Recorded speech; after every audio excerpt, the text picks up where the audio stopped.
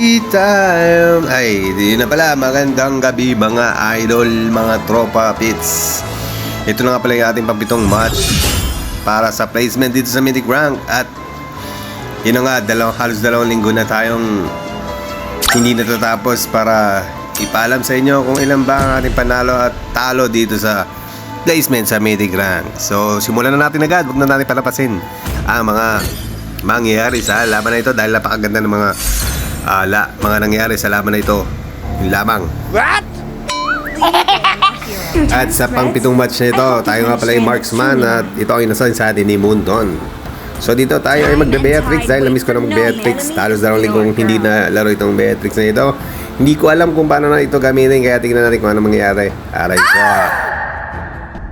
At ang katapatan nga pala natin sa match na ito ay si Change. At ito ay nakatago pa nga sa damo. Akala niya hindi ko alam na nakatago sa damo. Lumalabas-labas ang kanyang shooting star. Ewan ko lang kung may panapat ba sa atin itong Change na ito. At dito ay pinapaulan na niya tayo ng magic sarap. Pero hindi yan ubra. Dahil tayo si Beatrix. Napakalakas natin ng Beatrix. At dito pinipili kita na paulan na tayo ng magic sarap. Ano ba ako? Lutuin ba ako para bigyan mo ng magic sarap? Dito akala ni Change siya lang marunong magpaulan. Siyempre dito tayo ay pang-paulan din. Katulad niya, pinulan natin siya ng bomba. Pero dito ay may chlorine pala kaya tayo atras na. Tayo mag-flicker Pero nakapflicker rin tayo sa pagkabaray ka. Pero dito hindi alam ni Change na napansin ko na si Guinevere na papunta na sa amin kaya nagpabait na ako para siya ay umasim at lumalim. At yun nga, nadali siya ni Guinevere dito. At ako ay nanonood habang nakatingin sa kanila dahil ako'y nanonood. Yun nga, nadali ni Guinevere at double kill, unstoppable at shutdown. Ayun nga, boy na tayo. Pumunta tayo sa base. Ha? Dami mo talaga satsat. Pakita mo ng totoong nangyari. Music! Pasok!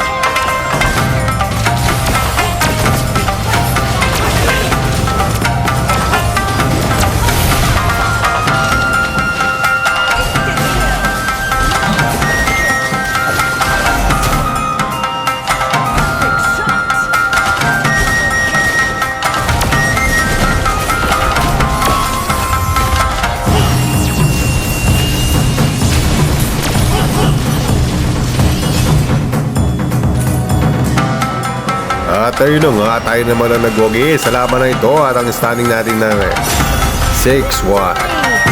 Napakaangas. Beatrix lang ang sakalam. At bago ang lahat, sana i-follow nyo itong page at i-like itong video. At maraming salamat sa panonood. Hanggang sa muli. Paalam!